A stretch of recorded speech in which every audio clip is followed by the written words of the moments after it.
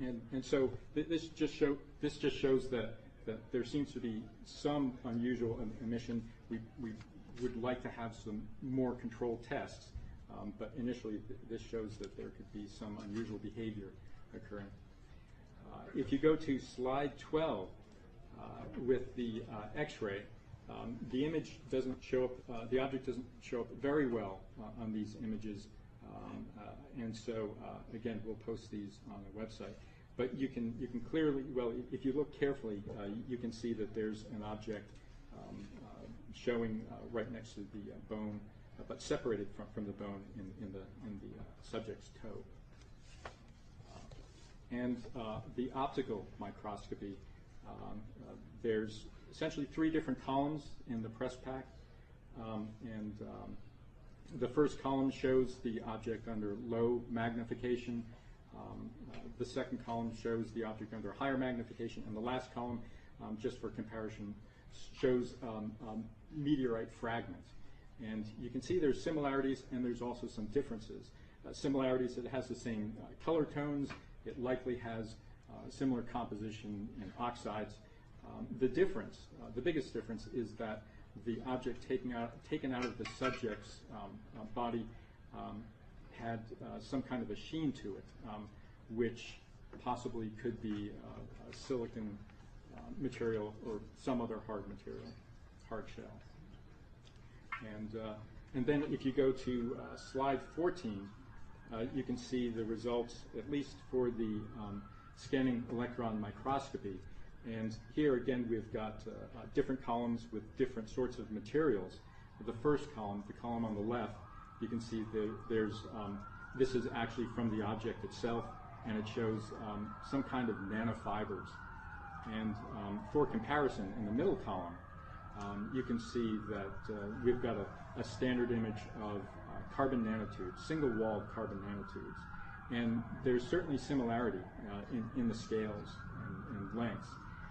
And then also an interesting nanocrystal showed up as well, which turned out to be primarily sodium chloride through EDX analysis. But the unusual thing is, first of all, these things form, sodium chloride should have a certain type of crystal habit, a very cubic crystal habit. Sometimes because of crystal growth reasons, it will be slightly off from that. The unusual thing about these crystals is that they produced an orthorhombic crystal habit, what appears to be an orthorhombic crystal habit, which is unusual for sodium chloride. So this speaks of possibly some kind of advanced engineering of crystals, perhaps for the use of either harvesting energy or creating some kind of resonator.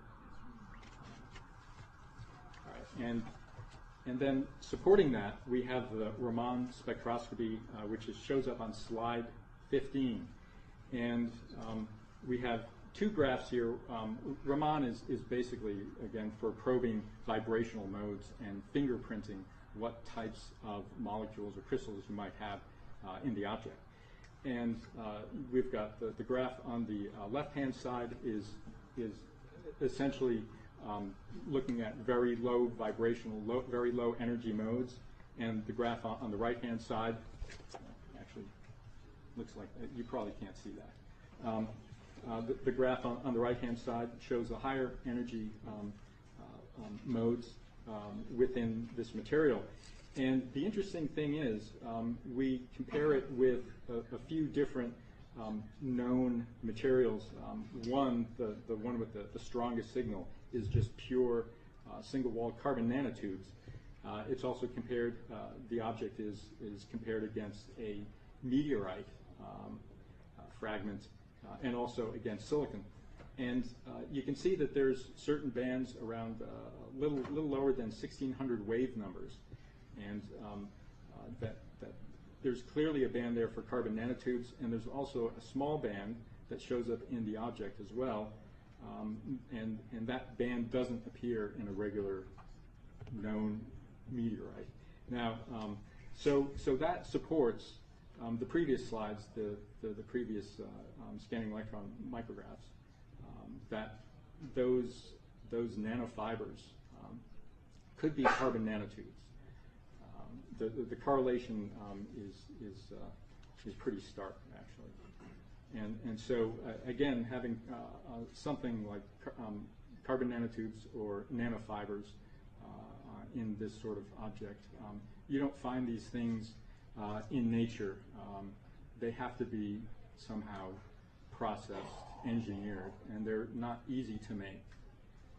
So, and of course, the field of carbon nanotubes is going to be rather large now. It's an area of exploration in the sciences, and so we suspect that there's some kind of engineering occurring within this object. The ICP mass spec, the mass spectrometry, which also gives some kind of elemental analysis and even can offer some kind of isotopic ratio analysis, also showed some unusual data. And essentially, and this is on slide 16, because of the presence of gallium, germanium, platinum, ruthenium, rhodium, and iridium in the combination in which these elements show up, it's typical of a meteoric sample. Now, there are many different types of meteors that have been analyzed, but having that combination and the concentration combinations of those elements indicates that this might be a meteoric sample or something along those lines. Also, there was a deviation of nickel.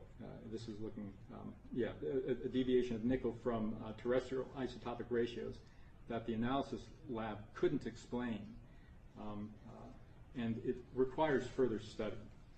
And so the combination of all these things, if we go to the conclusions, the combination of all this data indicates some kind of unusual engineering within this object. Elemental analysis indicates it's likely non-terrestrial. It could be meteoric, possibly. It could be something else. The SEM and Raman analysis indicate carbon nanotubes in the object. To date, carbon nanotubes have not been found in meteorites. There's one meteorite that's been analyzed that showed some kind of carbon onion structures or something resembling buckyballs, but nobody's ever found anything resembling carbon nanostructures or threads or fibers. So this is unusual in itself. And of course, the electromagnetic emissions indicate possibility of a functional device that may serve to monitor or control. Now, all this analysis that was performed on a relatively low budget, and to really do a very thorough analysis, we need more money to do this work, just to pay for the analysis itself. And there's many other analyses that we could do that might show some kind of a circuitry or some kind of structure similar to some kind of an operating circuit. And so we need to be able to perform those analyses and pay for those analyses and go through the whole entire analytical process in a much more thorough manner. I think that's it. Okay. Yeah. Stay right there. Do we have any questions at this time about this? This is very sophisticated stuff. Tom Vallone is a very sophisticated guy. The two emissions in the megahertz and gigahertz frequencies, you didn't indicate the wattage that might be measurable. Also, is this energy harvesting that's actually powering those emissions? Because there's no battery board, right? You're right. I mean, we really don't know. It certainly could be, and it would make sense. I mean, to power a device over the long term requires some kind of energy harvesting, and there's plenty of energy sources within the body itself, either thermal, vibrational, electromagnetic as well. But you didn't measure the radiation.